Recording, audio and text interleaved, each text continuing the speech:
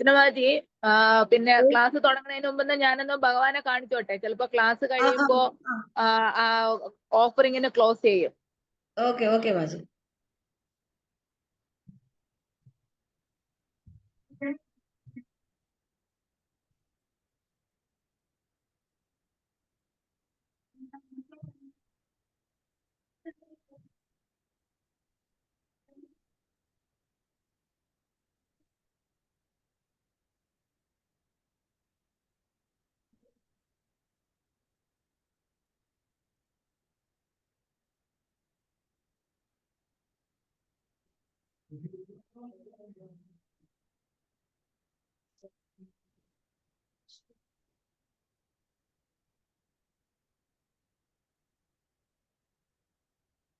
Okay മാജി, തുടങ്ങണം മാജി. ഹരേ കൃഷ്ണ. ജയ രാധ മാധവ ജയ കുഞ്ച ബിഹാരി ജയ രാധ മാധവ ജയ കുഞ്ച ബിഹാരി जय कृति जन जय गिरिवरधारी जय गिरिवरधारी जय यशोदनंदन जय व्रजजन जय यमुना तीरावनचारी जय कुंज बिहारी जय यमुना तीरावनचारी जय कुंज बिहारी जय राधा माधव जय कुंज बिहारी कृष्ण कृष्ण हरे हरे हरे राम राम राम हरे हरे हरे कृष्ण कृष्ण कृष्ण हरे हरे हरे राम राम राम हरे हरे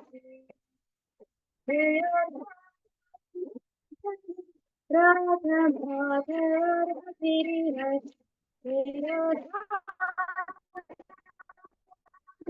माधव हरे राधा माधव हरे जय रुक्मिणी देवी जय रुक्मिणी देवी जय जय जगन्नाथ जगन्नाथ बलदेव आधार कृष्ण जय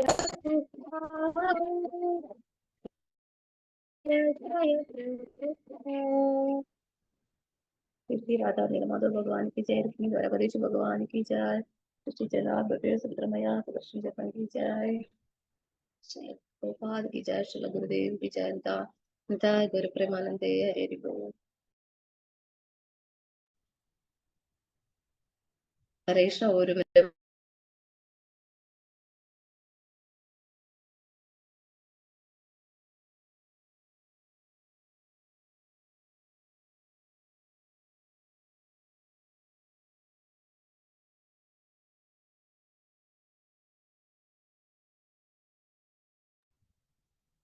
हरे कृष्ण ओम नमो भगवते वासुदेवाय ओम नमो भगवते वासुदेवाय ओम नमो भगवते वासुदेवाय नारायणं नमस्कृत्यं नरं चैव नरोत्तमं देवीं सरस्वतीं व्यासं ततो जयामुदीरये नष्टप्रायेषु भद्रेषु नित्यं भागवत सेवया भगवती उत्तमश्लोके भक्तिर्भवति नैष्टिकी मूकं करोति वाचालं भङ्गं लङ्घयते गिरिं यत्कृपातमहं वन्दे श्रीगुरुं दीनतारिणं परमानन्दमाधवं श्रीचैतन्यमीश्वरम् ഓം അജ്ഞാനതിമിരാന്തസ്യ ജ്ഞാനാഞ്ജനശലാകയാ ചക്ഷുരുന്മീലിതം येन തസ്മൈ ശ്രീ ഗുരവേ നമഃ. ഹരേ കൃഷ്ണ. നമ്മളിന്ന് ഭാഗവതം ക്ലാസ്സിൽ എടുക്കാൻ പോകുന്നത് ഒന്നാമത്തെ കണ്ഡത്തിലെ 6-ാമത്തെ അധ്യായത്തിലെ 18-ാമത്തെ ശ്ലോകമാണ് നമ്മളിന്ന് എടുക്കുന്നത്. ഹരേ കൃഷ്ണ. രൂപം ഭാഗവതോ യന്ത മനഃകാന്തം ശുചാപഹം അപശ്യൻ സഹസോതസ്തേ വൈക്ലവ്യാ ദുർമനാ ഇവ. രൂപം ഭഗവതോ യത്ത മനഃകാന്തം ശുചാപഹം അപശ്യൻ സഹസോതസ്തേ വൈക്ലവ്യാ ദുർമനാ ഇവ. രൂപം ഭഗവതോ യത്ത മനഃകാന്തം ശുചാപഹം അപശ്യൻ സഹസോതസ്തേ വൈക്ലവ്യാ ദുർമനാ ഇവ. ഹരേ കൃഷ്ണ. രൂപം ഭഗവത പരമദിവ്യോത്തമ പുരുഷന്റെ യഥാരൂപം തൽ അത് മനസ്സിന്റെ കാന്തം അത് ആഗ്രഹിക്കുന്നത് പോലെ ശുച അപഹം സർവ അസമത്വങ്ങളും പെട്ടെന്ന് അപ്രത്യക്ഷമാകുന്നു. അപശ്യൻ ദർശിക്കാതെ സഹസ തൽക്ഷണം ഉത്തസ്തെ എഴുന്നേറ്റു വൈക്ലവ്യാൽ പ്രക്ഷുബ്ധനായി ദുർമനഃ അഭികാമ്യമായതിനെ നഷ്ടപ്പെട്ട ഇവ അതുപോലെയായിരുന്നു. ഹരേ കൃഷ്ണ. വിവർത്തന യേശു ഭക്തിവേദാന്ത സ്വാമി ശ്രീല പ്രഭുപാദ് കി ജയ്. ഭഗവാന്റെ സർവാതിശയപരമായ അതീന്ദ്രിയ യഥാരൂപം മനസ്സിന്റെ അഭിലാഷങ്ങളെ സംതൃപ്തമാക്കുകയും സർവ മാനസിക വൈരുദ്ധ്യങ്ങളെയും തൽക്ഷണം നിർമാർജനം ചെയ്യുകയും ചെയ്യുന്നു. ആ യഥാരൂപം നഷ്ടപ്പെടുകയാൽ അഭികാമ്യമായത് നഷ്ടപ്പെടുമ്പോൾ സാധാരണ ഒരുവൻ പ്രവർത്തിക്കുന്നത് പോലെ പ്രക്ഷുബ്ധനായി തീരുകയാൽ ഞാൻ തൽക്ഷണം എഴുന്നേറ്റു. ഭാവാർത്ഥം. നാരദമുനിയിൽ അനുഭവിച്ചറിഞ്ഞ ആ ഭഗവാൻ രൂപരഹിതനല്ല. എന്നാൽ ഭഗവത് രൂപം നമ്മുടെ ഭൗതിക പരിജ്ഞാനത്തിലുള്ള സർവ്വരൂപങ്ങളിൽ നിന്നും തികച്ചും വ്യത്യസ്തമാണ്. ഭൗതിക ലോകത്തിൽ നിരവധി രൂപങ്ങൾ നാം ജീവിതം മുഴുവൻ ദർശിച്ചു കൊണ്ടേയിരിക്കുന്നു. എന്നാൽ അവയൊന്നും മനസ്സിനെ സംതൃപ്തമാക്കുന്നതിൽ യുക്തമല്ല. മാത്രമല്ല അവയിൽ ഒന്നുപോലും മനസ്സിന്റെ സർവ പ്രക്ഷുബ്ധങ്ങളെയും അകറ്റിക്കളയാൻ പര്യാപ്തമല്ല. ഭഗവാന്റെ അതീന്ദ്രിയ രൂപത്തിന്റെ സവിശേഷ ലക്ഷണങ്ങൾ ഇതൊക്കെയാണ്. ആ രൂപം ഏകമാത്രയിൽ ദർശിച്ച ആരും മേലിൽ മറ്റൊന്നിൽ സംതൃപ്തനാകുന്നില്ല. ഭൗതിക ലോകത്തിലെ ഒരു രൂപവും ദാർശനികനെ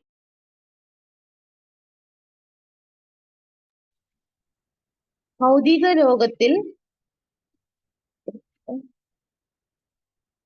ലോകത്തിൽ ഒരു രൂപവും ദാർശനികനെ ഒട്ടും തന്നെ അതിൽ കൂടുതലായി സംതൃപ്തനാക്കുന്നില്ല. ആ ഭഗവാൻ രൂപരഹിതനാണ് അഥവാ അമൂർത്തകനാണ് എന്നതിനാൽ അർത്ഥമാക്കുന്നത് ഭഗവാന് ഭൗതിക രൂപമില്ലെന്നും ഏതെങ്കിലും ഭൗതിക വ്യക്തിത്വത്തെ പോലെ അല്ലെന്നുമാണ്. ഭഗവാന്റെ ആ അതീന്ദ്രിയ രൂപത്തോട് ആത്മീയ സത്തകൾക്ക് ശാശ്വത ബന്ധമുള്ളതുപോലെ നാം ജന്മജന്മാന്തരങ്ങളായി ആ ഭഗവത് യഥാരൂപത്തെ അന്വേഷിച്ചു കൊണ്ടിരിക്കുന്നു.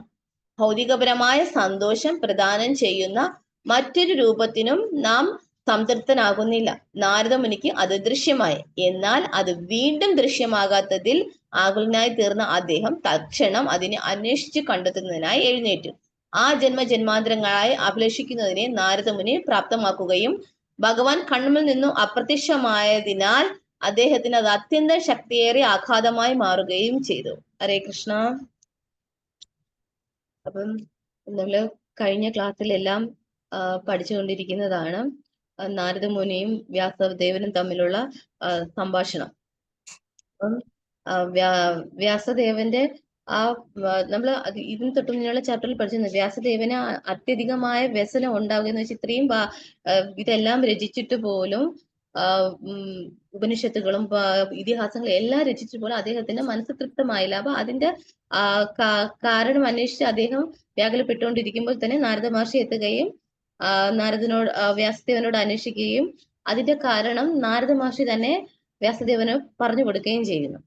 അപ്പം അതില് വ്യാസദേവനും നാരദ മഹർഷിയും തമ്മിലുള്ള ഈ സംഭാഷണ മധ്യത്തിലാണ് നാരദ മഹർഷിയുടെ മുൻജന്മത്തെ കുറിച്ച് പറയുന്നത്.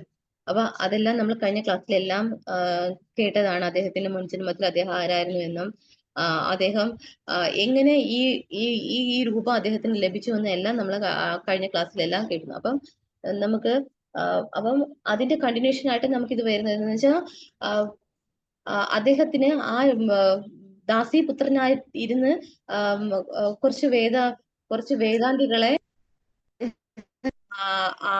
പരിചരിക്കാനുള്ള ഒരു അവസരം കിട്ടുകയും അവരിൽ നിന്ന് കിട്ടിയ സത്സംഗ മുഖേന ഒരു വ്യക്തിക്ക് ഒരു താഴ്ന്ന കുലത്തിലാണ് ഒരു ദാസീപുത്രനായിട്ട് നാരദ മഹർഷി ജനിച്ചെങ്കിലും ഉന്നതരായിട്ടുള്ള ഉയർന്ന ശ്രേഷ്ഠന്മാരായ വേദാന്തികളിൽ നിന്നുള്ള അദ്ദേഹത്തിനുള്ള ആ സത്സംഗം നിമിത്തം അദ്ദേഹത്തിന് ഉയർന്ന നിലവാരത്തിലോട്ട് എത്താനായിട്ട് സാധിച്ചു. അപ്പൊ അവരുടെ നിർദ്ദേശപ്രകാരം നാരദ മഹർഷി ഭഗവാനെ അന്വേഷിച്ചിറങ്ങുകയും അതില് അദ്ദേഹം ആ മെഡിറ്റേഷനിലൂടെ ഭഗവാന്റെ രൂപം അദ്ദേഹത്തിന് കാണാൻ സാധിക്കുകയും ചെയ്തു. അപ്പം ഇത് അദ്ദേഹത്തിന് മനസ്സിൽ ഭഗവാന്റെ രൂപം ദർശിച്ച മാത്രയിൽ തന്നെ അദ്ദേഹത്തിന് അതിയായ സന്തോഷവും എന്ന് വെച്ചാൽ പറഞ്ഞറിയിക്കാൻ പറ്റാത്ത ഒരു സന്തോഷവും എല്ലാം അദ്ദേഹത്തിന് വെച്ചാൽ അദ്ദേഹത്തിന്റെ മനസ്സിലുണ്ടായിരുന്ന എല്ലാ ദുഃഖങ്ങളും വിഷമങ്ങളും വൈരുദ്ധ്യങ്ങളും എല്ലാം മാനസികമായിട്ടുള്ള വൈരുദ്ധ്യങ്ങളും എല്ലാം നിർമ്മാർജ്ജനം ചെയ്തു എന്നാണ് ആ ഭഗവാൻ അദ്ദേഹത്തിന്റെ മനസ്സിൽ അദ്ദേഹത്തിന് പ്രാപ്യമായ സമയം അദ്ദേഹത്തിന് ബാക്കി എല്ലാ ഇത് നഷ്ടപ്പെട്ടും എന്ന് വെച്ചാൽ മനസ്സിലുണ്ടായിരുന്ന എല്ലാ വ്യാധികളും പോയി അത്രയും സന്തോഷത്തോടുകൂടി അദ്ദേഹം ഇരിക്കുന്ന ആ നിമിഷത്തിലാണ് ഭഗവാൻ പെട്ടെന്ന് അപ്രത്യക്ഷനാകുന്നത്. മനസ്സിൽ നിന്ന് അദ്ദേഹം പെട്ടെന്ന് അപ്രത്യക്ഷമാകുന്നത്. അപ്പം അത് നാരദ മഹർഷിക്ക് താങ്ങാവുന്നതിലും അധികം വിഷമമായിപ്പോയി. എന്നുവെച്ചാൽ പെട്ടെന്ന് തന്നെ നിമിഷമാത്രയിൽ തന്നെ ഭഗവാൻ പ്രത്യക്ഷനാവുകയും അതുപോലെ തന്നെ ഭഗവാൻ അപ്രത്യക്ഷമാവുകയും ചെയ്തു. അപ്പൊ ഇത് അദ്ദേഹത്തിന് ഒരുപാട് നാരദ മഹർഷിക്ക് ഒരുപാട് ദുഃഖം ഉണ്ടാക്കി. ഭഗവാന്റെ വിവർത്തനത്തിൽ പറയുന്നത് ഭഗവാന്റെ സർവാതിശയപരമായ അതീന്ദ്രിയായ യഥാരൂപം മനസ്സിന്റെ അഭിലാഷങ്ങളെ സംതൃപ്തമാക്കുകയും സർവ മാനസിക വൈരുദ്ധ്യങ്ങളെയും തൽക്ഷണം നിർമ്മാർജ്ജനം ചെയ്യുകയും ചെയ്യുന്നു. അപ്പം ആ ഭഗവാനെ കണ്ട മാത്രമേ തന്നെ അദ്ദേഹത്തിനുണ്ടാകുന്ന ബാക്കി എല്ലാ എന്തൊക്കെ ആഗ്രഹങ്ങൾ ഉണ്ടായിരുന്നോ അതെല്ലാം നഷ്ടപ്പെട്ട് പൂർണ്ണമായും ഭഗവാനിലോട്ട് അദ്ദേഹം എത്തുകയാണ്. പക്ഷെ ആ നിമിഷം ഭഗവാനെ കാണാൻ പറ്റുന്ന ആ ഒരു നിമിഷം നഷ്ടമായപ്പോൾ അദ്ദേഹത്തിന് മനസ്സ് അസംതൃപ്തി, അത് ആ വാക്ക് എടുത്തു പറയുന്നുണ്ട്, പ്രക്ഷുബ്ധമായെന്നും അസംതൃപ്തി, നാരദ മഹർഷിയിൽ അസംതൃപ്തിയാണ് അവിടെ ഉണ്ടാകുന്നത്.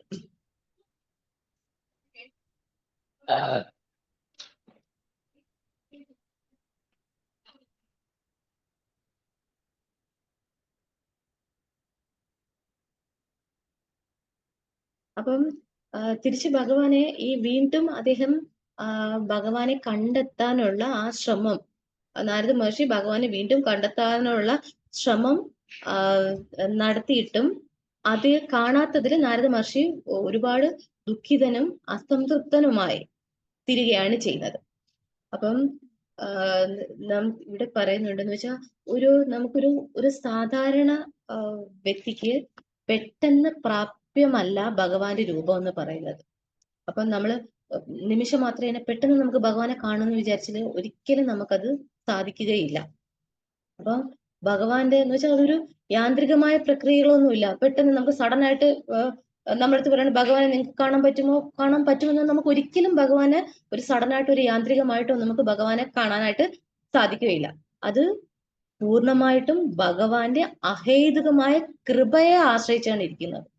ഭഗവാൻ തന്നെ വിചാരിക്കണം, നമുക്ക് ദർശനം തരണമെന്ന്. അതാണ് ഭഗവാന്റെ അഹേതുകമായ കൃപയെ ആശ്രയിച്ചിട്ടാണ് ആ ദർശനം തന്നെ ഇരിക്കുന്നതെന്ന് പറയുന്നുണ്ട്.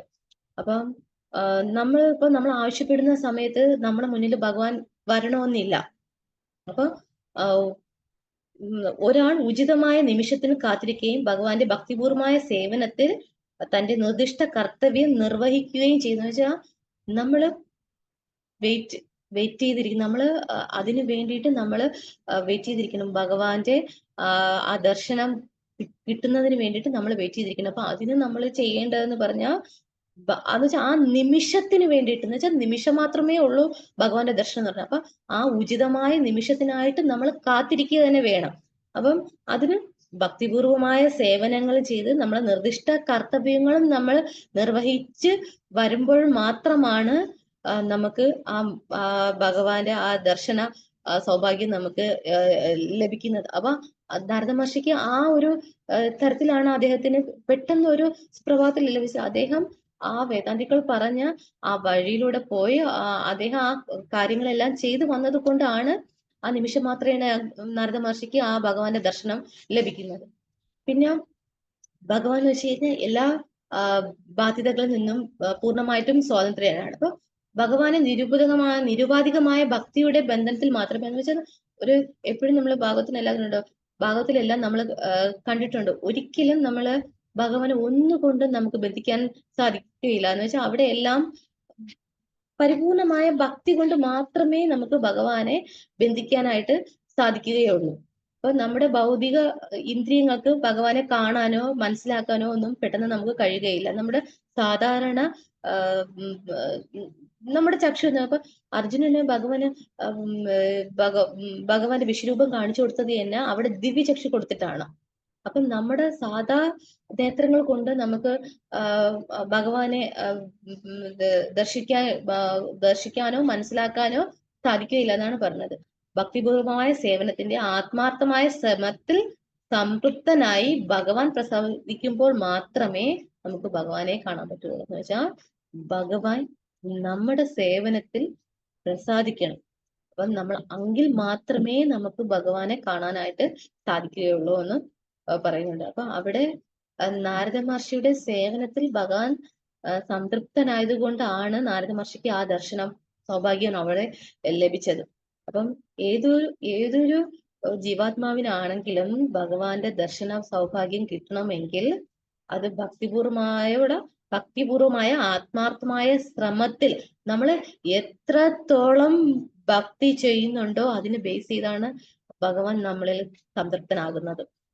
അപ്പം അതിൽ കൂടെ മാത്രമേ ഭഗവാൻ നമ്മളിൽ പ്രസാദിക്കുകയുള്ളൂ, നമുക്ക് ദർശന സൗഭാഗ്യം കിട്ടുകയുള്ളൂ.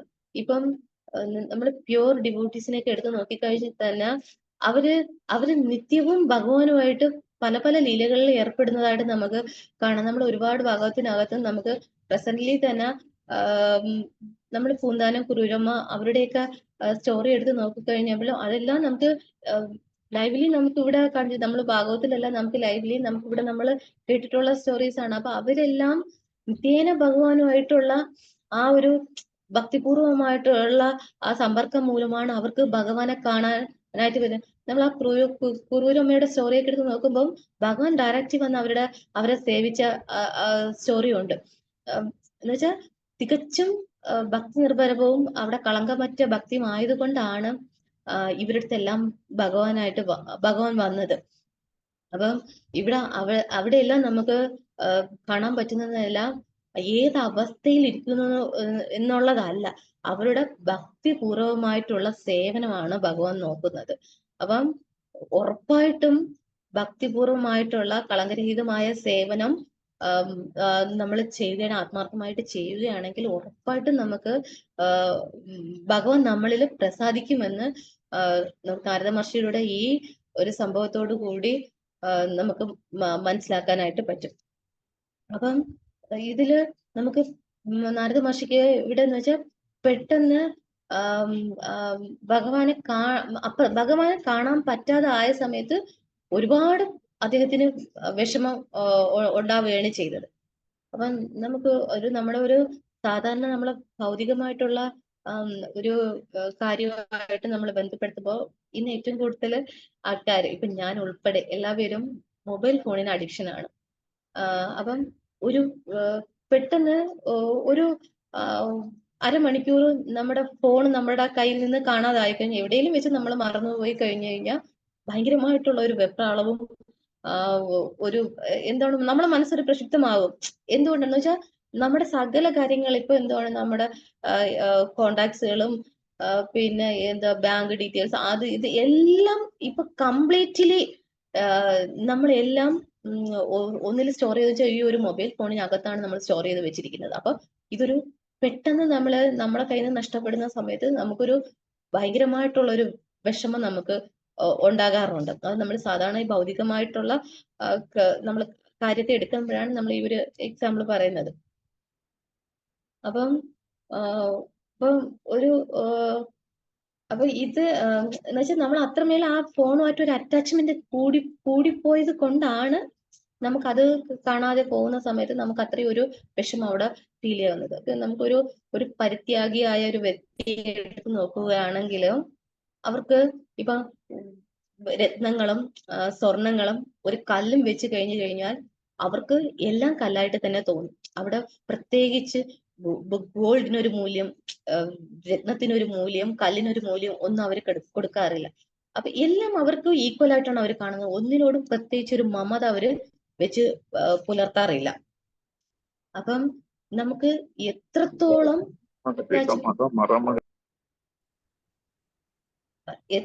നമുക്ക് അറ്റാച്ച്മെന്റ് കുറഞ്ഞിരിക്കുന്നതോ അത്രത്തോളം നമ്മളെ മനസ്സിന്റെ ഡിസ്റ്റർബൻസ്, മനസ്സിന്റെ വ്യാകുലതകളും നമുക്ക് കുറഞ്ഞിരിക്കും. അപ്പം നമുക്ക് എന്തെങ്കിലും നഷ്ടപ്പെട്ടു പോയാൽ നമുക്ക് അതാണ് ഇപ്പൊ നമ്മൾ എക്സാമ്പിൾ ഒരു മൊബൈൽ ഫോൺ അല്ലെങ്കിൽ വേറെ എന്ത് കാര്യം എന്നാലും നമ്മുടെ കയ്യിൽ നിന്ന് നഷ്ടപ്പെട്ടു പോയി കഴിഞ്ഞാൽ ഒരുപാട് നമ്മൾ അതിൽ ദുഃഖിക്കുകയോ ഭയപ്പെടുകയോ ഒന്നും നമുക്ക് ചെയ്യില്ല. അഥവാ നമുക്ക് എന്തെങ്കിലും നഷ്ടപ്പെട്ടു പോകുമോ എന്നുള്ളൊരു ഭയവും നമുക്ക് ഉണ്ടാവുകയില്ല. അതെല്ലാം കുറച്ചുകൂടെ ഉയർന്ന സ്റ്റേജ് ആണ്, ഒരു പരിത്യാഗ ലെവലിലുള്ള ഒരു സ്റ്റേജ് ആണ്. അപ്പം നമ്മൾ നോർമലി നമ്മൾ നോക്കിക്കഴിഞ്ഞാൽ തന്നെ നമുക്ക് ഒന്നിനോട് അറ്റാച്ച്മെന്റ് കൂടുതലുണ്ടോ, എത്രത്തോളം നമുക്ക് അറ്റാച്ച്മെന്റ് ഏതിനോട് കൂടുതലുണ്ടോ അവിടെ നമ്മളെ മനസ്സ് പ്രക്ഷുബ്ധമാവുക തന്നെ ചെയ്യും. അപ്പം നമ്മുടെ ഈ ഭൗതിക ലോകത്തെന്ന് പറഞ്ഞു കഴിഞ്ഞാൽ എല്ലാ തരത്തിലുള്ള വിഷാദത്തിനും ഭയത്തിനും എല്ലാം കാരണം എന്ന് പറഞ്ഞു കഴിഞ്ഞാൽ ഈ അറ്റാച്ച്മെന്റ് തന്നെയാണ്. അപ്പം നമുക്ക് എന്ന് വെച്ചാൽ സ്വാഭാവികമായിട്ടും ഈ ഭൗതിക ലോകത്ത് ഇരിക്കുന്നിടത്തോളം കാലം നമുക്ക് ചിലതിനോടെല്ലാം ഒരു അറ്റാച്ച്മെന്റ് വെക്കാതെ നമുക്ക് പറ്റൂല. അപ്പൊ അത് ഡേ ടു ഡേ നമ്മളെ ഡെയിലി ലൈഫിൽ അതിന് ഓരോന്നിനോടുള്ള അറ്റാച്ച്മെന്റ് നമുക്ക് കൂടിയേ വരുന്നുള്ളൂ. നമുക്ക് ഒരിക്കലും അത് കുറയുന്നേ ഇല്ല. ഇപ്പൊ നമുക്ക് ഒരു അച്ഛനും അമ്മയും മക്കളും എടുത്ത് നോക്കുമ്പോൾ തന്നെ അവിടെ നമുക്കറിയാം, അത് നമ്മൾ ഈ ഭൗതിക ലോകത്ത് നോക്കുമ്പോൾ ഒരു അറ്റാച്ച്മെന്റ് എപ്പോഴും അമ്മയ്ക്കും അമ്മ അച്ഛൻ മക്കൾ എന്നുള്ള ഒരു അറ്റാച്ച്മെന്റ് എല്ലാ വ്യക്തികളിലും സ്വാഭാവികമായിട്ടും അത് ഉണ്ടാകുന്നതാണ്. അപ്പം പ്രഭുപാദ് പറയുന്നുണ്ട് 2 തരത്തിലുള്ള അറ്റാച്ച്മെന്റ് ഉണ്ട്, പോസിറ്റീവ് അറ്റാച്ചും നെഗറ്റീവ് അറ്റാച്ചും എന്ന് പറയുന്നുണ്ട്. അപ്പം എന്ന് വെച്ചാൽ നമുക്കിവിടെ നെഗറ്റീവ് അറ്റാച്ച്മെന്റ് ഉണ്ടാകുമ്പോഴാണ് അത് ഈ ദുഃഖത്തിലോട്ട് നമ്മളെ കൊണ്ടെത്തിക്കുന്നത്. അപ്പൊ എന്ന് വെച്ചാൽ ഈ ഭൗതിക ലോകത്ത് നമുക്ക് ഒന്നും ശാശ്വതമല്ല. ഇത് പക്ഷെ നമുക്ക് എല്ലാവർക്കും അറിയാം, ഭൗതിക ലോകത്ത് നമുക്ക് ഒന്നുമേ ശാശ്വതമല്ല എന്നറിയാം. പക്ഷെ എന്നിട്ടും നമ്മൾ അതിൽ അറ്റാച്ച്മെന്റ് ആണ്. അപ്പൊ അതാണ് നമുക്ക് അവിടെ ദുഃഖങ്ങൾ ഉണ്ടാവാനുള്ള ഒരു കാരണം. ഇപ്പൊ നമ്മളെ വേണ്ടപ്പെട്ടവരാണെങ്കിലും നമ്മളെ വേർപെട്ട് പോയി കഴിഞ്ഞാൽ അതിൽ നമ്മൾ ഒരുപാട് കാലം നമ്മൾ അതിൽ വിഷമിച്ചിരിക്കും. നമുക്കത് ചിലപ്പോൾ നമുക്ക് തിരിച്ചു കയറി വരാൻ പോലും പറ്റാത്ത രീതിയിൽ നമുക്ക് അവരുമായിട്ടൊരു അറ്റാച്ച്മെന്റ് നമുക്ക് കാണാം. എന്ന് വെച്ചാൽ നമുക്ക് അത്രയും വിഷമം നമുക്ക് അവിടെ ഉണ്ടാവും. അപ്പൊ അത് പറഞ്ഞതെന്ന് വെച്ചാൽ നമുക്ക് ഏതെങ്കിലും തരത്തിൽ നമ്മൾ ഒന്നിനോട് നമ്മൾ ഒരു അറ്റാച്ച്മെന്റ് ഭൗതിക ലോകത്തിൽ നമ്മൾ വെച്ച് പുലർത്തുക തന്നെ ചെയ്യും. ഭാര്യയോട്, മക്കളോട്, ഭർത്താവിനോട്, ഏതിനോടെങ്കിലും നമ്മൾ ഒരു അറ്റാച്ച്മെന്റ് എപ്പോഴും നമ്മൾ വെച്ച് പുലർത്തിക്കൊണ്ടേയിരിക്കും. അപ്പൊ നമ്മള് പോസിറ്റീവ് അറ്റാച്ച്മെന്റ് എന്ന് പറയുമ്പോഴാണ് നമ്മൾ ഭഗവാന്റെ ലീലകള്, സത്സംഗം, നാമം, ആചാര്യൻ, നമ്മുടെ ഗുരുപരമ്പര, ആചാര്യന്മാര്, അപ്പം ഇതെല്ലാം നമ്മള് പോസിറ്റീവായിട്ടുള്ള അറ്റാച്ച്മെന്റ് ഉയർത്തുന്ന ഘടകങ്ങളാണ്. നമുക്കിപ്പോ 2 സൈഡ് ഉണ്ട്. ഇപ്പൊ 2 സൈഡിൽ ഒന്ന് നെഗറ്റീവ് സൈഡ് ഉണ്ട്, ഒന്ന് പോസിറ്റീവ് സൈഡും ഉണ്ട്. അപ്പം ഭഗവാൻ തന്നെ നമുക്ക് അതിനൊരു സൊല്യൂഷൻ തന്നിട്ടുണ്ടെങ്കിൽ നമുക്ക് എങ്ങനെ ഈ അറ്റാച്ച്മെന്റിൽ നിന്ന് കര കയറാന്ന് പറഞ്ഞ് ഭഗവാൻ തന്നെ നമുക്ക് അതിനൊരു സൊല്യൂഷനും വെച്ചിട്ടുണ്ട്. അത് തന്നെയാണ് ഭഗവാന്റെ കാര്യങ്ങൾ. നമ്മൾ ഭഗവാന്റെ കാര്യങ്ങൾ എത്രത്തോളം കൂടുതലായിട്ട് നമ്മൾ ചെയ്യുന്നുവോ അത്രത്തോളം നമുക്ക് ഭഗവാനോടുള്ള അറ്റാച്ച്മെന്റ് കൂടും. അപ്പൊ നമുക്ക് ആ നെഗറ്റീവ് ആയിട്ടുള്ള അറ്റാച്ച്മെന്റ് നമുക്ക് കുറഞ്ഞു കിട്ടും. ഇപ്പം നമുക്ക് ആത്മീയമായിട്ടുള്ള നമ്മൾ മറ്റേ സ്പിരിച്വൽ ആയിട്ടുള്ള ആക്ടിവിറ്റീസ് എല്ലാം ചെയ്യുന്ന സമയത്ത് അതിൽ നമ്മൾ അസ്വസ്ഥത ഉണ്ടാക്കണമെങ്കിൽ നമ്മൾ അത് ഭഗവാനെ കൂടുതലോട്ട് ഇപ്പം നമുക്ക് നാരദ മഹർഷിക്ക് ഉണ്ടായതെന്ന് പറഞ്ഞു കഴിഞ്ഞാൽ പോസിറ്റീവ് ആയിട്ടുള്ള അറ്റാച്ച്മെന്റ് ആണ്. അദ്ദേഹം ഭഗവാനെ കാണാത്തതിലാണ് വിഷമിച്ചത്. ഭഗവാൻ പെട്ടെന്ന് അപ്രത്യക്ഷമായതിലാണ് അദ്ദേഹം വിഷമിച്ചത്. അപ്പം അത് അദ്ദേഹത്തിന് എവിടെയാണ് കൊണ്ടെത്തിക്കുന്നത്? കൂടുതൽ ഭഗവാനെ കണ്ടെത്താനുള്ള ആ വഴിയിലോട്ടാണ് അദ്ദേഹത്തിനെ കൊണ്ടെത്തിക്കുന്നത്. അതാണെന്ന് വെച്ചാൽ നമ്മൾ പറയുന്ന പോസിറ്റീവ് അറ്റാച്ച്മെന്റും നമുക്ക് ആത്മീയതയിൽ ഉണ്ടാകുന്ന അസ്വസ്ഥത, ആ ഡിസ്റ്റർബൻസ് എന്ന് പറഞ്ഞു കഴിഞ്ഞാൽ നമ്മളെ കൊണ്ടുവന്ന് ചെന്നെത്തിക്കുന്നത് കൂടുതൽ ഭഗവാനിലോട്ടാണ് നമ്മൾ കൊണ്ടെത്തിക്കുന്നത്. അതിന് ബെസ്റ്റ് എക്സാമ്പിൾ ആണ് നാരദ മഹർഷിയുടെ ഈ സ്റ്റോറി നമുക്ക് പറഞ്ഞു തരുന്നത്. അപ്പം ഇവിടെ ഭഗവാന്റെ ആ വൃന്ദാവന ലീലയൊക്കെ എടുത്ത് നോക്കുമ്പോൾ തന്നെ അവിടെ എന്ന് വെച്ചാൽ ഭഗവാന് കുട്ടിക്കാലം മൊത്തവും ഭഗവാൻ വൃന്ദാവനത്തില് കംപ്ലീറ്റ് ഗോപന്മാരുമായിട്ട് എല്ലാ ലീലകളും നടത്തിയിരുന്നത്. അപ്പൊ തിരിച്ച് ഭഗവാൻ ദ്വാരകയിലോട്ട് പോകുന്ന സമയത്ത് ഉദ്ധവര് വൃന്ദാവനം സന്ദർശിക്കുന്ന സമയത്ത് ഒരു ഗോപിക മെഡിറ്റേറ്റ് ചെയ്തുകൊണ്ടിരിക്കുകയാണ്. അപ്പം സാധാരണ മെഡിറ്റേഷൻ എന്ന് വെച്ചാൽ എന്താണ്? ഭഗവാനെ കാണുക എന്നുള്ള രീതിയിലാണ് മെഡിറ്റേഷൻ ചെയ്യുന്നത്. അപ്പം ഗോപികരുടെ അടുത്ത് ഉദ്ധവര് ചോദിക്കും, എന്തിനാണ് നിങ്ങൾ ധ്യാനം ചെയ്യുന്നതെന്ന് ചോദിക്കുമ്പം പറയുന്നത് ഭഗവാനെ മറക്കാൻ വേണ്ടിയിട്ടാണ് ധ്യാനം ചെയ്യുന്നത്. സ്വാഭാവികമായിട്ടും നമ്മൾ ധ്യാനത്തിലൂടെ മാത്രമാണ് ഭഗവാനെ കണ്ടറിയാനായിട്ട്, ഭഗവാനെ നേരിട്ട് അറിയാനും ഭഗവാനെ ദർശനം കിട്ടാനും വേണ്ടിയിട്ടാണ് സാധാരണ എല്ലാവരും ധ്യാനം ചെയ്യുന്നത്. ഇവിടെ ആ ഗോപി പറയുന്നത് ഭഗവാനെ മറക്കാൻ വേണ്ടിയിട്ടാണ് ധ്യാനം ചെയ്യുന്നത്. വെച്ചാൽ അവർക്ക് സാധാരണ സ്ഥിതിയിൽ പോലും അവരുടെ നോർമൽ സ്റ്റേജിൽ പോലും ഒരു നിമിഷം പോലും ഭഗവാനുമായിട്ട് അവര് വിട്ടു നിൽക്കുന്നില്ല. എന്ന് വെച്ചാൽ ഓരോ നിമിഷവും അവർ ഭഗവാനായിട്ട് കണക്ട് ചെയ്തിരിക്കുക. എന്ന് വെച്ചാൽ അവർക്ക് ആ വിരഹവേദന സഹിക്കാൻ പറ്റാതെ എങ്ങനെയെങ്കിലും ഭഗവാനെ മറക്കണേന്ന് പറഞ്ഞിട്ടാണ് അവർ ധ്യാനം ഇരിക്കണമെന്ന് പറയുന്നത്. സാധാരണ ഒരു യോഗിക്ക് പോലും ധ്യാനം ചെയ്താൽ പോലും ഭഗവാനെ സ്മരിക്കാൻ പറ്റുന്നില്ല എന്നാണ് അവിടെ. എന്ന് വെച്ചാൽ അത്രയും ഡിസ്റ്റർബായ മൈൻഡോട് കൂടിയാണ് നമ്മൾ ഇരിക്കുന്നത്. അപ്പൊ നമുക്ക് ഒരിക്കലും പൂർണ്ണമായ മനസ്സോടുകൂടി ഭഗവാനെ സ്മരിക്കാൻ പറ്റുന്നില്ല. ഇവിടെ നോർമൽ സ്റ്റേജിൽ പോലും ഗോപികമാര് ഒരു നിമിഷം ഭഗവാനെ മറക്കുന്നില്ല എന്നാണ്. ഭഗവാനുമായിട്ട് സദാ അവര് കണക്റ്റഡ് ആയിട്ട് ഇരിക്കുകയാണ്. ഭഗവാന്റെ പ്രസൻസ് അവിടെ ഇല്ലാഞ്ഞിട്ട് പോലും ഭഗവാനെ അവര് സ്മരിച്ചുകൊണ്ടേയിരിക്കുകയാണ്. പക്ഷെ എന്നിട്ട് ഭഗവാനെ മറക്കാൻ വേണ്ടിയിട്ട് അവര് ധ്യാനം ഇരിക്കുന്ന ആ ഒരു സ്റ്റേജാണ്. അപ്പൊ അതൊക്കെ ടോപ്പ് ലെവലാണ്. നമുക്കൊന്നും ചിന്തിക്കാൻ പറ്റാത്തതിനപ്പുറം ലെവലിലാണ് ഈ ഗോപികമാരുടെ ആ സ്റ്റേജ് എന്ന് പറയുന്നത്. അപ്പൊ അത് ഭാഗവത്തിനകത്തൊക്കെ എല്ലാം ആ ഭഗവാന്റെ 10ാമത്തെ ക്യാൻഡുവിൽ അതെല്ലാം ഭയങ്കര വിശദമായിട്ട് ആ ഭാഗങ്ങൾ പറയുന്നുണ്ട്. അപ്പം നോർമലി നമുക്ക് നോക്കുമ്പോൾ നമ്മുടെ അറ്റാച്ച്മെന്റ് എന്തിലോട്ടാണ് നമ്മൾ കൂടുതൽ അറ്റാച്ച്മെന്റ് ആയിട്ട് ഇരിക്കുന്നത്? എപ്പോഴും നമ്മുടെ ധനത്തിലും നമ്മുടെ ഇന്ദ്രിയ സംതൃപ്തിക്കും വേണ്ടിയിട്ടാണ് നമ്മൾ കൂടുതലും നമ്മുടെ അറ്റാച്ച്മെന്റ് പൊയ്ക്കൊണ്ടേ ഇരിക്കുന്നത്. അപ്പം നമ്മൾ ഭാഗവത്തിനകത്ത് നോക്കിക്കഴിഞ്ഞാൽ തന്നെ ഭാഗവത്തിനകത്ത് പറയുന്ന ഓരോ ഭക്തന്മാരും ഉന്നത നിലവാരം പുലർത്തിയിരുന്നവരാണ്. എന്ന് വെച്ചാൽ എന്താണ്? അത്രയും ഭഗവാൻ അത്രയും വേണ്ടപ്പെട്ടവരാണ്. അപ്പം ഭഗവാനായിട്ട് അത്രയും അടുത്ത് നിൽക്കുന്ന ഭക്തന്മാരെ കുറിച്ചാണ് നമ്മൾ ഈ ഭാഗവത്തിൽ മൊത്തവും നമ്മൾ കേൾക്കുന്നത് തന്നെ. അപ്പൊ നമ്മളിപ്പം പഠിക്കുന്ന ഈ ഈ ഒരു ചാപ്റ്ററിൽ തന്നെ എങ്ങനെ നാരദ മഹർഷി ഭഗവാനായിട്ട് ക്ലോസ് ആയി എന്നുള്ള ഒരു ഇതാണ്. എന്ന് വെച്ചാൽ അവരൊക്കെ അത്രയും ഉയർന്ന ലെവലിലോട്ട് പോയി. എന്ന് വെച്ചാൽ അപ്പം നമ്മൾ ഈ ശ്ലോകത്തിൽ തന്നെ പറയുന്നത്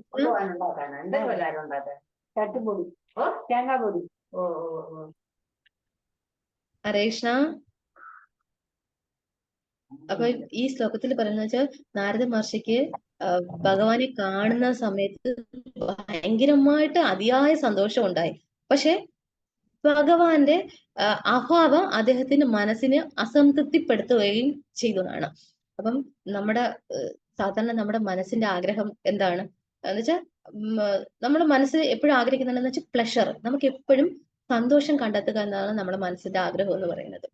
അപ്പം എന്ന് വെച്ചാൽ എല്ലാ ഇന്ദ്രിയങ്ങളിലും വെച്ചും കിങ് എന്ന് പറയുന്നത്, രാജാവ് എന്ന് പറയുന്നത് നമ്മുടെ മൈൻഡാണ്. അപ്പം ഈ മൈൻഡ് തന്നെയാണ് 3 തരത്തിലുള്ള ഈ വികാരങ്ങള് നമ്മളിൽ ഉണ്ടാക്കുന്നത്. എന്ന് വെച്ചാൽ നമുക്ക് തോന്നൽ ഉണ്ടാക്കിപ്പിക്കുന്നത്, നമ്മളെ ചിന്തിപ്പിക്കുന്നത്, നമുക്ക് ആഗ്രഹങ്ങളെല്ലാം കൊണ്ടുതരുന്നത് എല്ലാം നമുക്ക് മൈൻഡാണ്. അപ്പം ഇതിലൂടെ നമുക്ക് എന്താണ്, ഈ മൈൻഡ് പോകുന്ന വഴിയിലൂടെ നമ്മൾക്ക് പോയി കഴിഞ്ഞു കഴിഞ്ഞാൽ നമുക്ക് അസംതൃപ്തിയാണ് അവിടെ നമുക്ക് ഉണ്ടാകുന്നത്. പലതിലും നമ്മൾ ചെന്ന് മനസ്സ് ചാടുകയും അതിൽ നിന്നെല്ലാം നമുക്ക് പലതിനോട് നമ്മൾ അറ്റാച്ച്മെന്റ് വെക്കുകയും അത് നമുക്ക് കിട്ടാതെ വരുന്ന സമയത്ത് നമുക്ക് എന്താണ് അതിനോട് ഒരു അസംതൃപ്തി ഉണ്ടാവുകയും ചെയ്യുന്നുണ്ട്. അപ്പം ഈ ഭൗതിക ലോകത്ത് നമ്മൾ പല പല കാരണങ്ങൾ കൊണ്ടും നമ്മൾ പല പലതരത്തിലുള്ള ദുഃഖങ്ങൾ കൊണ്ടും നമ്മൾക്ക് എപ്പോഴും നമ്മളെ മനസ്സ് അലട്ടിക്കൊണ്ടേ തന്നെ ഇരിക്കും. അപ്പം ഭഗവത്ഗീതയിൽ പറഞ്ഞിട്ടുണ്ട്, നമ്മൾ ഈ ശരീരമല്ല നമ്മൾ ആത്മാവെന്ന് പറയുന്നുണ്ട്. പക്ഷെ ഈ ഭൗതിക വസ്തുക്കൾ എപ്പോഴും നമ്മളെ ഇന്ദ്രിയങ്ങളെ താൽക്കാലികമായിട്ട് തൃപ്തിപ്പെടുത്താൻ വേണ്ടിയിട്ടാണ് ഈ ഭൗതിക വസ്തുക്കളെല്ലാം നമുക്കിവിടെ ഉള്ളത്. പക്ഷെ ഭഗവാൻ എന്ന് വെച്ച് കഴിഞ്ഞാൽ പരമാത്മാവാണ്. അപ്പൊ നമ്മൾ എപ്പോഴുമായി ഭഗവാനുമായി നമ്മൾ കണക്ഷൻ ഉണ്ടാകുന്നവ അപ്പോഴും മാത്രമേ നമുക്ക് റിയൽ ഹാപ്പിനെസ് നമുക്ക് കിട്ടിത്തുടങ്ങുള്ളൂ. അപ്പം നാരദ മഹർഷിക്ക് ഭഗവാനെ കണ്ടപ്പോഴാണ് യഥാർത്ഥത്തിൽ അദ്ദേഹത്തിന് ഒരു ഹാപ്പിനെസ് ഉണ്ടായത്. അപ്പൊ അതുവരെ ഒരു ത്വരയായിരുന്നു. എന്ന് വെച്ചാൽ എങ്ങനെയാ നമ്മൾ ഭഗവാനോട് എത്താം ഭഗവാനെ കാണാം എന്നുള്ള ഒരു ഇതായിരുന്നു. പക്ഷെ ഭഗവാന് റിയലി ഭഗവാന്റെ ദർശനം കിട്ടി, ഭഗവാന്റെ ഒരു കണക്ഷൻ വന്ന സമയത്ത് അദ്ദേഹത്തിന് ഒരു റിയൽ ഹാപ്പിനെസ് അവിടെ ഉണ്ടാവുകയാണ് ചെയ്തത്. അപ്പം നമുക്ക് അതിനൊരു എക്സാമ്പിൾ പറയുന്നത് വെച്ചാൽ ഒരു കുട്ടിയെ അച്ഛനും അമ്മയ്ക്ക് ആ കുട്ടിയെ ഒരു കുട്ടീനെ നഷ്ടപ്പെടുകയാണ് ചെയ്യുന്നത്. അപ്പം ഒരാൾ ആ കുട്ടിയെ അതിന്റെ യഥാർത്ഥ അച്ഛനും അമ്മയുടെ അടുത്തും കൊണ്ടെത്തിക്കാൻ മാത്രമാണ് ആ കുട്ടിക്ക് എന്താണ് ഒരു സന്തോഷം, ഒരു സമാധാനം കിട്ടുന്നത്. പക്ഷേ ആ കുട്ടി അതിന്റെ യഥാർത്ഥ രക്ഷിതാവിന്റെ അടുത്തല്ല എത്തുന്നതെങ്കിൽ അത് കണ്ടിന്യൂസ് കരഞ്ഞോണ്ടേ ഇരിക്കും. എന്ന് വെച്ചാൽ എന്താണ്, അതിന്റെ അച്ഛനും അമ്മയും അല്ലാന്ന് ആ കുട്ടിക്ക് അറിയാം. അപ്പൊ അതിന് ആ യഥാർത്ഥ രക്ഷിതാവിന്റെ അടുത്ത് എത്തുന്നത് വരെ ആ കുട്ടി കരഞ്ഞിട്ടേ ഇരിക്കും. അപ്പൊ നമ്മൾ എന്ന് വെച്ചാൽ യഥാർത്ഥത്തിൽ നമ്മളെ ഷെൽട്ടർ എന്ന് പറയുന്നത്, നമ്മുടെ ഒറിജിനൽ ഷെൽട്ടർ എന്ന് പറയുന്നത് ഭഗവാനാണ്. അപ്പൊ ഒരു ജീവാത്മാവ് എപ്പോഴാണോ റിയലി ഭഗവാന്റെ ഷെൽട്ടറിൽ എത്തുന്നത്, അപ്പോൾ മാത്രമേ ആ ആത്മാവിന് അവിടെ ഹാപ്പിനെസ് കിട്ടുകയുള്ളൂ. നമുക്ക് ആ റിയൽ ഹാപ്പിനെസ് നമുക്ക് അവിടെ കിട്ടുകയുള്ളൂ. അല്ലെങ്കിൽ നമ്മൾ എപ്പോഴും വ്യാകുലപ്പെട്ട് ആ കുഞ്ഞ് എങ്ങനെ അതിന്റെ അച്ഛനും അമ്മയുടെ അടുത്ത് എത്താതിരിക്കുമ്പോൾ അത് വിഷമിച്ചു കൊണ്ടേയിരിക്കുന്ന ആ ഒരു സിറ്റുവേഷൻ ആണ് ഒരു സാധാ സോളിനുള്ളത്. എന്ന് വെച്ച് കഴിഞ്ഞാൽ നമ്മൾ എപ്പോഴും ഭഗവാന്റെ ആ റിയൽ ഷെൽട്ടറിൽ നമ്മൾ എത്തുന്നതോ അപ്പോൾ മാത്രമാണ് നമുക്കൊരു റിയൽ ഹാപ്പിനെസ് നമ്മൾ അനുഭവിക്കുന്നത്. പിന്നെ ഒരു മിനിറ്റ്. അപ്പൊ നമുക്ക് ഈ ഭാഗവതത്തില് നാരദ മഹർഷി പറയുന്നുണ്ട്, ഭഗവാൻ എന്ന് വെച്ചാൽ ഇവിടെ രൂപരഹിതനല്ല എന്ന് പറയുന്നുണ്ട്. എന്ന് വെച്ചാൽ അദ്ദേഹം ഭഗവാനെ റിയലി ദർശനം എടുക്കുന്നുണ്ട്. അപ്പം ഭഗവത് രൂപം നമ്മുടെ ഭൗതിക പരിജ്ഞാനത്തിലുള്ള സർവ്വരൂപങ്ങളിൽ നിന്നും തികച്ചും വ്യത്യസ്തമാണ്. അപ്പൊ എന്ന് വെച്ചാൽ നമ്മുടെ ഭൗതികമായിട്ടുള്ള ഈ ചക്ഷു, നമ്മുടെ സാധാ നേത്രങ്ങൾ കൊണ്ട് നമുക്ക് ഭഗവാനെ നമുക്ക് കാണാൻ പറ്റില്ല. പക്ഷെ അതിനെല്ലാം തികച്ചും വ്യത്യസ്തമാണ് ഭഗവാൻ. ഭൗതിക ലോകത്ത് നിരവധി രൂപങ്ങൾ നാം ജീവിതം മുഴുവൻ ദർശിച്ചുകൊണ്ടേയിരിക്കുന്നു. എന്നാൽ അവയൊന്നും മനസ്സിനെ സംതൃപ്തമാക്കുന്നതിൽ യുക്തമല്ല. അപ്പം നമ്മള് ഭൗതിക ലോകത്തിൽ നമ്മൾ നിരന്തരം പല വ്യക്തികളുമായിട്ടും നമ്മൾ സമ്പർക്കം പുലർത്തിക്കൊണ്ടിരിക്കുകയാണ്. പക്ഷെ ഒരിക്കലും അവയൊന്നും നമ്മളെ മനസ്സിനെ സംതൃപ്തമാക്കാൻ യുക്തമായ രീതിയിലല്ല അവിടെ ഇരിക്കുന്നതെന്നാണ്. മാത്രമല്ല അവയിൽ ഒന്നുപോലും മനസ്സിന്റെ സർവ പ്രക്ഷുബ്ധങ്ങളും അകറ്റിക്കളയാൻ പര്യാപ്തവുമല്ല. ഒന്നിനും നമ്മുടെ മനസ്സിനെ നമ്മുടെ മനസ്സിന്റെ വ്യാകുലതകളെ അകറ്റി മാറ്റാനുള്ള കപ്പാസിറ്റി, കഴിവ് ഒന്നിനുമേ അവിടെ ഇല്ല. ഭഗവാന്റെ അതീന്ദ്രിയ രൂപത്തിന്റെ സവിശേഷ ലക്ഷണങ്ങൾ ഇതൊക്കെയാണ്. അപ്പം ആ രൂപം ഏകമാത്രയെ ദർശിച്ച ആരും മേലിൽ മറ്റൊന്നിൽ സംതൃപ്തമാകുന്നില്ല. വളരെ ഇമ്പോർട്ടന്റ് ആയിട്ടുള്ള ഒരു പോയിന്റ് ആണ്.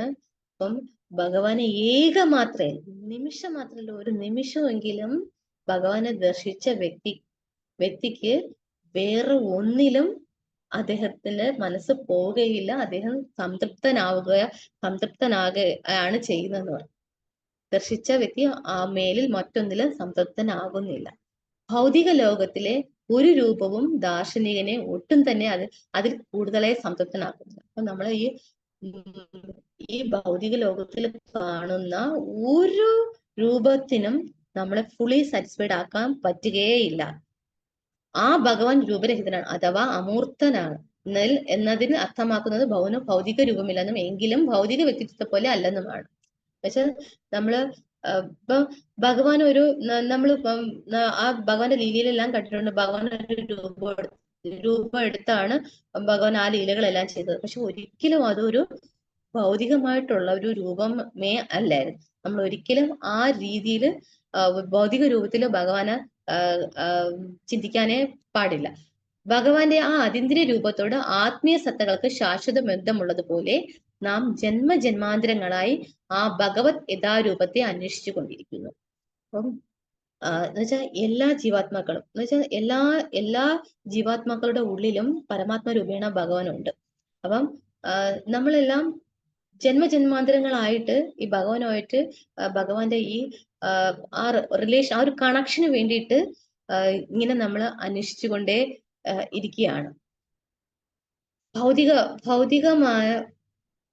ഭൗതികപരമായ സന്തോഷം പ്രദാനം ചെയ്യുന്ന മറ്റൊരു രൂപത്തിനും നാം സംതൃപ്തരാകുന്നില്ല. നാരദമുനിക്ക് അത് ദൃശ്യമായി. അപ്പം നാരദമുനി അവിടെ വേറെ ഒന്നിലും അദ്ദേഹം തൃപ്തനായിരുന്നില്ല. അദ്ദേഹം ഭഗവാന്റെ ആ ദർശന മാത്രയിൽ മാത്രമാണ് നാരദ മഹർഷിക്ക് അവിടെ ഒരു സംതൃപ്തിയും മനസ്സിനൊരു തൃപ്തിയും അവിടെ ഉണ്ടായത്. എന്നാൽ അത് വീണ്ടും ദൃശ്യമാകാത്തതിൽ ആകുലനായി തീർന്ന അദ്ദേഹം തക്ഷണം അതിനെ അന്വേഷിച്ച് കണ്ടെത്തുന്നതിനായിട്ട് എഴുന്നേറ്റു. നാം ജന്മജന്മാന്തരങ്ങളായി അപേക്ഷിക്കുന്നതിനെ നാരദമുനി പ്രാപ്തമാക്കുകയും ഭഗവാൻ കണ്ണുമിൽ നിന്ന് അപ്രത്യക്ഷമായതിൽ അദ്ദേഹത്തിന് അത്യന്തം ശക്തിയേറിയ ആഘാതമായി അത് മാറുകയും ചെയ്തു.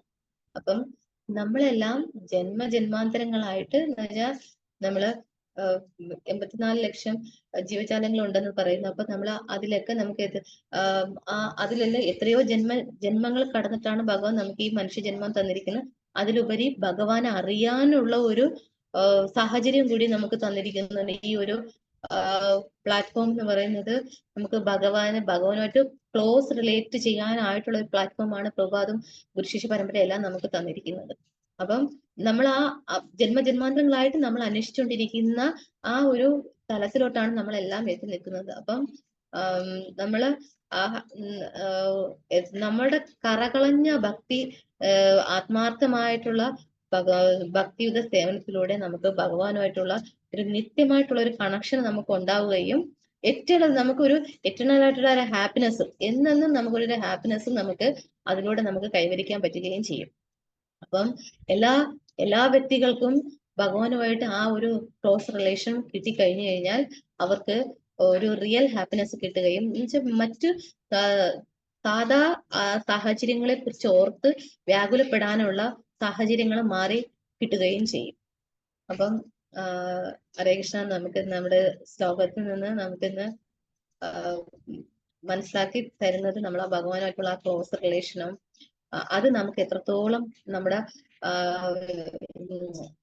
നമ്മളെ അതിൻ്റെതായ തരത്തിലോട്ട് നമ്മളെ ഉയർത്തും എന്നുള്ള ഒരു ലീലയാണ് നാരദ മഹർഷിയുടെ ഈ ഇതിലൂടെ നമുക്ക് മനസ്സിലാക്കാൻ പറ്റുന്നത്.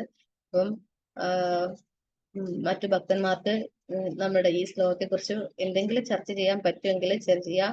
അപ്പൊ നമുക്ക് ഇന്നത്തെ നമ്മുടെ ദിവസത്തിന്റെ ഒരു പ്രത്യേകത ഹിസ് ഹോളിനെസ് മഹാവിഷ്ണു ഗോസ്വാമി മഹാരാജിന്റെ 105ാമത്തെ വ്യാസപൂജയാണ്. അപ്പം ഈ ഒരു മഹത്തായൊരു സുദിനത്തില് എല്ലാവർക്കും ഭഗവാന്റെ എന്ന് വെച്ചാൽ നമ്മുടെ മഹാരാജ് തന്നെ എന്ന് വെച്ചാൽ സഞ്ചരിക്കുന്ന ഭാഗത്ത് നിന്നാണ് മഹാരാജിനെ പറയുന്നത് തന്നെ. പക്ഷെ ഏറ്റവും കൂടുതൽ വെച്ചാൽ മഹാരാജിന്റെ കൃപ കൊണ്ട് മാത്രമാണ് നമ്മൾ ഇന്ന് ഇങ്ങനെ ഒരു പ്ലാറ്റ്ഫോമിൽ ഈ നമ്മൾ ഭാഗവതം പഠിക്കാനായിട്ട് തന്നെ വന്നത് തന്നെ. അപ്പം നമുക്ക് മഹാരാജിനെ കുറിച്ച് ഗ്ലോറിഫൈ ചെയ്യാനുള്ള ഒരു യോഗ്യതയും എനിക്കില്ല. എന്ന് വെച്ചാൽ അത്രയും നമുക്ക് എത്ര നമുക്ക് ഗ്ലോറിഫൈ ചെയ്താലും ഇതാക്കാൻ പറ്റില്ല. എന്ന് വെച്ചാൽ അത്രയും ഉയർന്ന സ്റ്റേജിലാണ് മഹാരാജ് എല്ലാം ഭാഗവതം പഠിച്ചത്. അതിൽ ഒരംശം പോലും നമ്മൾ എത്തിയിട്ടില്ല. അപ്പം അത്രയും ശ്രേഷ്ഠനായ ഒരു മഹാരാജിന്റെ വ്യാസപൂജയാണ് ഇന്ന്. അപ്പൊ അദ്ദേഹത്തിന്റെ കൃപ കൊണ്ട് എല്ലാ ഭക്തന്മാർക്കും നല്ല രീതിയിൽ കണ്ടിന്യൂസ് ആയിട്ട് ഭാഗവതം പഠിക്കാനും ഭഗവാനുമായിട്ട് ആ ക്ലോസ് റിലേഷൻ ഉണ്ടാകാനും പറ്റട്ടെ എന്ന് പ്രാർത്ഥിക്കുന്നു. പറ്റുന്ന തിരുവനന്തപുരത്തുള്ള എല്ലാ ഭക്തന്മാരും ഇന്ന് മഹാരാജിന്റെ വ്യാസപൂജയിൽ പങ്കെടുക്കാനായിട്ട് ശ്രമിക്കുക. വൈകുന്നേരം 5:30 മുതൽ 9 മണി വരെയാണ് കരമന നമ്മൾ ജഗന്നാഥ മന്ദിറിൽ വെച്ചിട്ടാണ് പ്രോഗ്രാം നടക്കുന്നത്. അപ്പം മാക്സിമം എല്ലാ ഭക്തന്മാരും ഈ ഉത്സവത്തിൽ പങ്കുചേർന്ന് മഹാരാജിന്റെ മഹത്വയ്ക്ക് പാത്രീഭവിക്കാനായിട്ട് പ്രാർത്ഥിക്കുന്നു. അപ്പം നല്ല രീതിയിൽ മഹാരാജിന്റെ വ്യാസപൂജ നമുക്ക് ആഘോഷിക്കാൻ പറ്റട്ടെ എന്ന് പ്രാർത്ഥിക്കുന്നു. ഈ ശ്ലോകത്തെ കുറിച്ച് എന്തെങ്കിലും മറ്റു ഭക്തന്മാർക്ക് സംസാരിക്കാനുണ്ടെങ്കിൽ സംസാരിക്കുക. ഹരേ കൃഷ്ണ.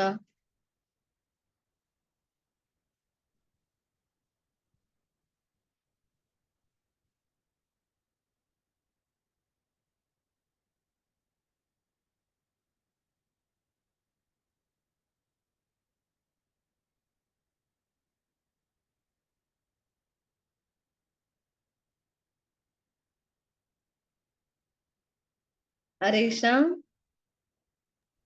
ഹരേ കൃഷ്ണ ആജി. താങ്ക് യു ആജി. ഹരേ കൃഷ്ണ. മാതാജി വേറെ കമന്റ്സ് ഒന്നും ഇല്ലെങ്കിൽ നമുക്ക് ക്ലോസ് ചെയ്യാം. ഓക്കെ ആജി. ഓക്കെ. ഹരേ കൃഷ്ണ. വാഞ്ചകൽപതരുഭ്യശ്ച കൃപാസിന്ധുഭ്യൈവ ച പതിതാനാം പാവനേഭ്യോ വൈഷ്ണവേഭ്യോ നമോ നമഃ. അനന്തകോടി വൈഷ്ണവവൃന്ദ ജയ. രാമാചാര്യ ശ്രീല ഗുരുദേവ് കി ജയ. ഹരേ കൃഷ്ണ. ഹരേ കൃഷ്ണ.